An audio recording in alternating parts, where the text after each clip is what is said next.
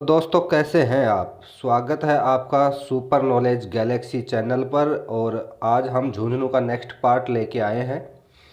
तो इसमें हमें बात करना है पंचपाना। झुंझुनू का पंचपाना क्या था। दूसरा था शेखावाटी ब्रिगेड, उसकी स्थापना किसने की, कब की, क्यों की। इन सभी मुद्दों पे आज हम बात करने वाले हैं। तो पंचपाने की शुरुआत होती है शार्दुल सिंह ठाकुर से। ठाकुर शार्दुल सिंह शेखावत झुंझुनू पर राज किया जिन्होंने, तो उन्हीं से इस पंचपाने की शुरुआत होती है। 1730 से लेके अगले 12 वर्षों तक इन्होंने झुंझुनू पर शासन किया। और इनके 6 पुत्र थे। 6 पुत्र थे, जिनमें से एक पुत्र की, इनकी जो तीसरे नंबर का पुत्र था, उसकी मृत्यु जवानी अवस्था में ही हो गई थी। इस तरह से इनके 5 पुत्र बचे। और जो इनकी संपत्ति थी, इसकी मृत्यु के उपरांत इसकी संपत्ति को 5 बेटों में बराबर बराबर बांटा गया। इसी संपत्ति के विभाजन को झुंझुनू का पंचपाने के नाम से जाना जाता है। ठीक। तो महाराव शार्दुल सिंह ठाकुर शेखावत का जन्म 1681 के आसपास माना जाता है। और रुहेल खान की मृत्यु के बाद यानी कि 1730 में रुहेल खान की मृत्यु हुई, जो कि एक कायम खानी नवाब था, मैं पहले भी बता चुका हूँ। इसके अगले 12 वर्षों तक इन्होंने झुंझुनू पर शासन किया। और इनकी मृत्यु के बाद इनकी संपत्ति को 5 भागों में इनके 5 बेटों में बांटा गया। ठीक है। तो शार्दुल सिंह का जो पहला पुत्र था वो था जोरावर सिंह। और इसकी जो उत्पत्ति यानी कि इसका जो जन्म, इसकी जो माता थी, उसको माना जाता है सहज कंवर, क्योंकि सहज कंवर जो है वो शार्दुल सिंह की पहली पत्नी थी। 3 शादियाँ उसकी हुई थी। तो सहज कंवर से इसका जन्म हुआ था, जोरावर सिंह का। और ये सबसे बड़ा बेटा था। ठीक है। 1745 के आसपास इसकी मृत्यु हो गई थी। और इसके जो क्षेत्राधिकार में या इसके जो वंशज थे, उनके क्षेत्र में जो अधिकार क्षेत्र में जो क्षेत्र आता था इनके अधिकार में, वो इस तरह से था। एक तो था काला पहाड़ी या काली पहाड़ी भी बोलते हैं, दूसरा मलसीसर, गंगियासर, चौकड़ी, मंडरेला। वो यानी कि ये कहें कि या तो जोरावर सिंह या इसके आने वाले जो वंशज, जो आज़ादी मिलने तक भारत को, जो जब आज़ादी मिली भारत को, उस समय तक जो राज कर रहे थे इसके वंशज यहाँ पे, उनके वंशजों के द्वारा अधिकार में लिया गया क्षेत्र जो था वो ये थे। ठीक है। दूसरा जो इसका पुत्र था शार्दुल सिंह का, इसके बाद एक चीज़ मैं और बता दूं आपको, जितने भी ठाकुर जोरावर सिंह के बाद में जो जितने भी इसके बेटे हुए हैं, उन सभी का जन्म जो है इसकी तीसरी रानी से हुआ है, जिसका नाम था बखत कंवर। बखत कंवर नाम था। ठीक है। जो कि डेगाना, एक डेगाना नागौर के अंदर पड़ता है, पुगलोत गांव है, वहाँ की ये बेटी थी देवी सिंह की। ठीक है। देवी सिंह राठौड़ थे, उनकी ये बेटी थी। तो जोरावर सिंह के बाद में जितने भी इसके बेटे हुए हैं शार्दुल सिंह के, उनकी सभी की उत्पत्ति बखत सिंह कंवर के द्वारा कोख से हुई थी। ठीक है। तो ठाकुर किशन सिंह, इसके नाम से भी जो खेतड़ी के आसपास के लोग हैं वो पहचान ही गए होंगे, क्योंकि किशन सिंह ने ही खेतड़ी का निर्माण किया था।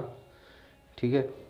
तो ठाकुर किशन सिंह यह शार्दुल सिंह की तीसरी पत्नी से पैदा हुए। और 1709 में इनका जन्म माना जाता है। इनके अधिकार में जो क्षेत्र या इनके वंशजों के अधिकार में जो क्षेत्र रहा वो इस प्रकार से है। सबसे प्रमुख तो खेतड़ी है ही, दूसरा हीरवा गांव, अड़ुक्का, सीगरा, अलसीसर, ये क्षेत्र इनके या इनके जो वंशज थे उनके क्षेत्र अधिकार में रहा। ठीक है। तीसरे इनके पुत्र थे कुंवर बहादुर सिंह। यह मैंने जैसे आपको बताया कि ये जितने भी बाद में जितने भी इनके पुत्र हुए हैं सारे बखत कंवर की कोख से पैदा हुए। तो बहादुर सिंह थे। इनकी पत्नी सॉरी इनका जो जन्म है वो 1712 के आसपास माना जाता है कि 1712 में ये पैदा हुए। और 1732 के आसपास इनकी मृत्यु हो गई। ठीक है।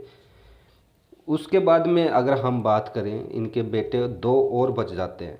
3 बेटों की बात हमने कर ली है, 2 बेटे इनके और बच जाते हैं, जिसमें ठाकुर अजय सिंह या अखेराज या अखे सिंह भी इनको कहा जाता है, इनका जन्म भी भगत सिंह कंवर की कोख से हुआ और इनका जन्म 1713 के आसपास माना जाता है।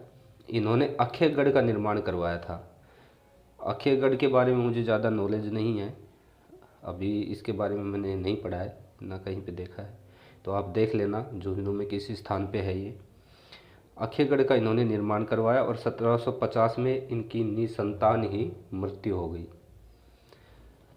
अब इनके पांचवें पुत्र ठाकुर नवल सिंह, इनका जन्म 1715 में माना जाता है और इनके अधिकार क्षेत्र में नवलगढ़ या इनके अधिकार क्षेत्र में या इनके जो वंशज थे उनके अधिकार क्षेत्र की मैं बात कर रहा हूँ। नवलगढ़ का तो स्थापक नवल सिंह को ही माना जाता है। उसके बाद महेंसर, दोरासर, मुकुंदगढ़, नरसिंघाणी, बड़ौदा जो पिलानी क्षेत्र में पड़ता है, और मंडावा, ये क्षेत्र इनके अधिकार में थे या इनके वंशजों के अधिकार में थे। 24 फरवरी 1780 के पास या आसपास, या कई लोग 17 फरवरी भी मानते हैं, ठीक है, वो उनका अपना अपना दृष्टिकोण है, इनका देहांत हो गया। इनके अंतिम पुत्र थे जो छठे पुत्र और सबसे छोटे ठाकुर केसरी सिंह, ये भी बखत सिंह कंवर की कोख से पैदा हुए और 1728 के आसपास इनका जन्म माना जाता है। इनके अधिकार में डूंडलोद, सूरजगढ़, बिसाऊ के क्षेत्र आते हैं, ठीक है। अब हम बात कर लेते हैं शेखावाटी ब्रिगेड की। कुछ स्थानों पे ब्लॉग्स में पढ़ने पर आया है कि शेखावाटी ब्रिगेड की स्थापना जो पिंडारी लोग थे उनसे और जो मराठा लोग थे उनके आक्रमणों से बचने के लिए शेखावाटी ब्रिगेड की स्थापना की गई थी। और कुछ लोग या कुछ इतिहासकार ऐसा मानते हैं कि ये जो अंग्रेज़ लोग थे उन्होंने अपने स्वार्थ के लिए इसकी स्थापना की थी।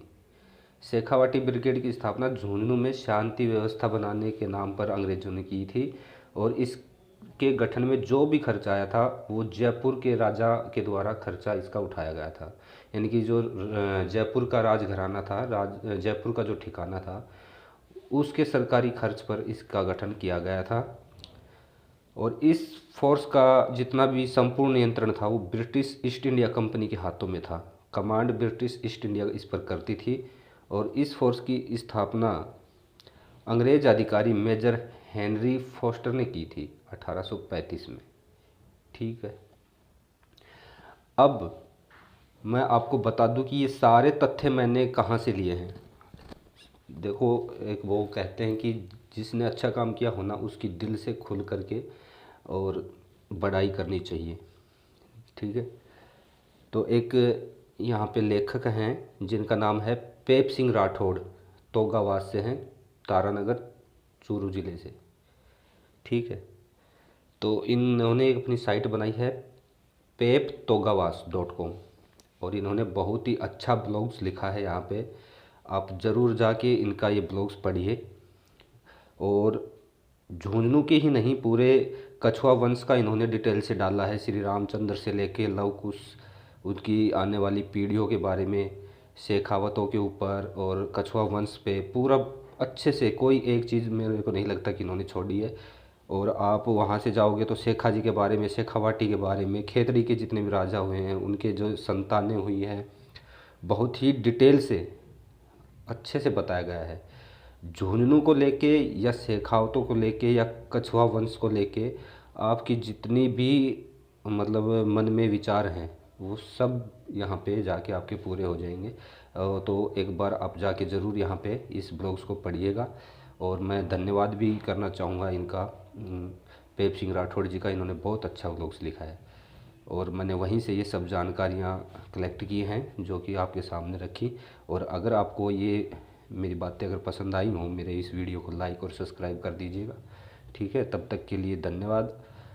अभी इनके ब्लॉग्स का मैंने आपको रेफरेंस दे दिया है। अब मुझे नहीं लगता, इनके ब्लॉग्स को पढ़ने के बाद मुझे नहीं लगता कि मैं कोई और वीडियो डालूं, क्योंकि इनके ब्लॉग्स को आप जाके पढ़ोगे तो आपको लगेगा कि नहीं कि कोई जगह छूट गई है जो कि आपको बताना वाजिब लगे। ऐसी कोई मुझे नहीं लगता कि कोई कमी इन्होंने छोड़ी है, पूरे विस्तार से इन्होंने उस पर प्रकाश डाला है। तो आप ज़रूर एक बार जाके वहाँ पे पढ़िए। ठीक है, अभी हम नेक्स्ट वीडियो लेके आएंगे किसी और टॉपिक पे। तब तक के लिए आप स्वस्थ रहिए और खुश रहिए, और हमारे चैनल को लाइक, सब्सक्राइब और कमेंट ज़रूर कर दीजिए।